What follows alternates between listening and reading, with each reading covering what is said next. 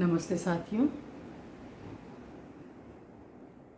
आज हम थोड़ा पीछे जाएंगे। जब मैं छोटी थी, बाल्यावस्था में थी, तो मेरी माँ का गांव जाना हुआ। तो गांव में परंपरा होती थी कि जब कोई घर में शादी ब्याह होते थे तो रथ जगह हुआ करते थे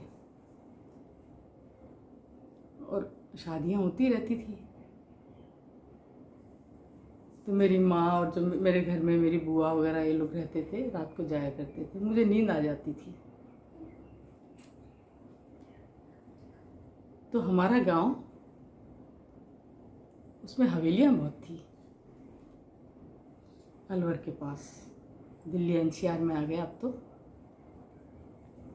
तो जैसे ब्राह्मणों की हवेलियाँ हो गईं, जैसे यादवों की हवेलियाँ हो गईं, ऐसे अलग अलग वर्णों की हवेलियाँ थी। पता नहीं ये हवेली सिस्टम कब शुरू हुआ होगा।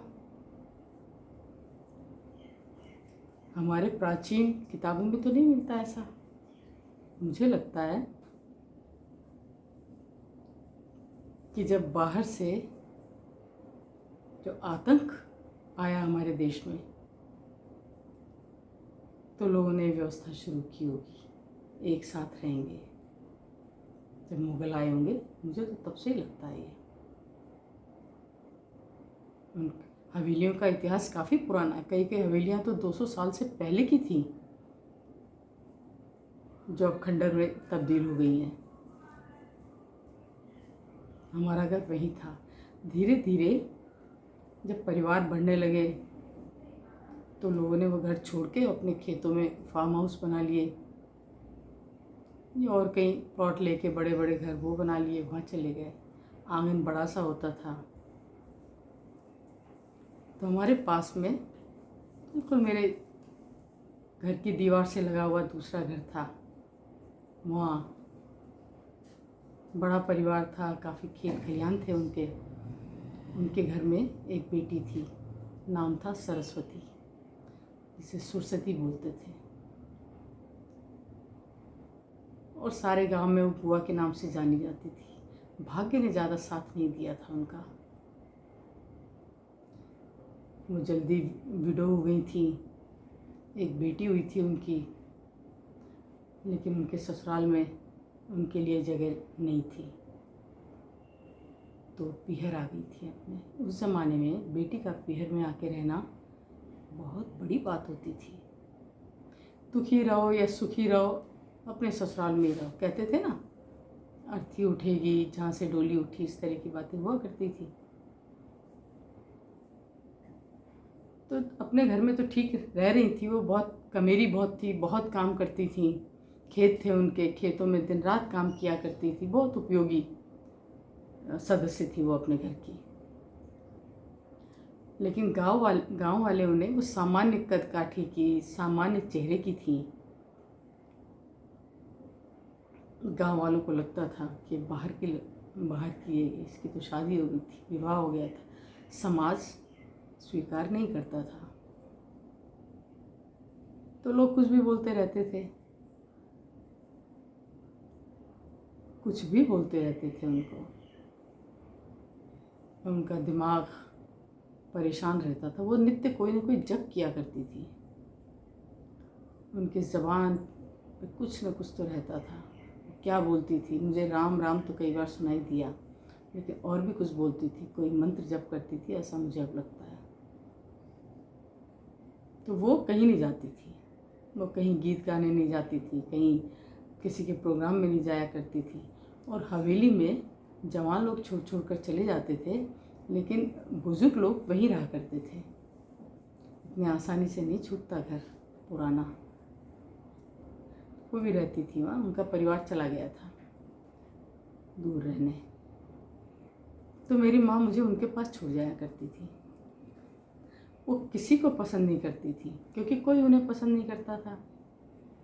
वो परेशान रहती थी। मेरी माँ, समझदारी थी मेरी माँ में। लेकिन खास बात ये थी कि वो बच्चों को बहुत प्यार करती थी। मुझ पर उनकी विशेष कृपा थी। मैं रात को उनके साथ उनकी खाट खाट में सोया करती थी, हम दोनों एक ही खाट पर सोते थे और वो मुझे कहानियाँ सुनाया करती थी। देश प्रेम की बातें तो वो नहीं जानती थी, लेकिन वो समाज प्रेमी, वो गांव प्रेमी थी। थोड़ी सी कहानियाँ थी, वही रिपीट करती रहती थी और मैं मन लगाकर उनको सुना करती थी। बार बार मेरे दिमाग में बड़ा गहरा असर हुआ उन कहानियों का। मुझे पता चला, बहुत छोटी सी उम्र में मुझे पता चला कि सबका सम्मान करना, और मुझे उनका दुख पता चल गया था। तो उन्होंने पता नहीं कितने बच्चे मेरे जैसे तैयार किए। आज जब भी हम उस उम्र के मेरे दोस्तों से मैं बात करती हूँ, मेरी सहेलियों से, तो उनकी याद आती है। हम में से काफ़ी लोग हैं जो दूसरों के दुख नहीं देख सकते, उसमें उनको श्रेय जाता है। तो आज की कहानी सरस्वती बुआ के नाम आपको कैसी लगी? अगर मेरी छोटी छोटी कहानियाँ समाज से चरित्र उठते हैं मेरे सारे, जिन्होंने मेरे मानस पटल पर बचपन से ही बहुत असर किया, दूसरों बच्चों पे भी किया। और मुझे लगता है ऐसी बुआएं होनी चाहिए, कोई ना कोई तो होना चाहिए। पड़ोस में भी कोई हो, कॉलोनियाँ तो हमारी आजकल कॉलोनिया में तो हम बगल में भी नहीं जानते कौन रहता है, लेकिन गांव, मोहल्ले, खुले खुले घर, उनमें संस्कार निर्माण आज भी होने चाहिए, हो रहे होंगे। होता है ना, मोहल्ले में कोई एक दादी, नानी, दादा, बाबा इस तरह के होते हैं, वो सब बच्चों को इकट्ठा करके कोई ना कोई बातें बताते रहते हैं, सब उनका बेहद सम्मान करते हैं। तो मुझे उन बुज़ुर्गों की बहुत याद आती है। आज की मैं अपनी कहानी यही ख़त्म करती हूँ। आप लाइक कीजिए और बताइए मुझे कि आप और कैसी कहानियाँ सुनना चाहते हैं। नमस्ते।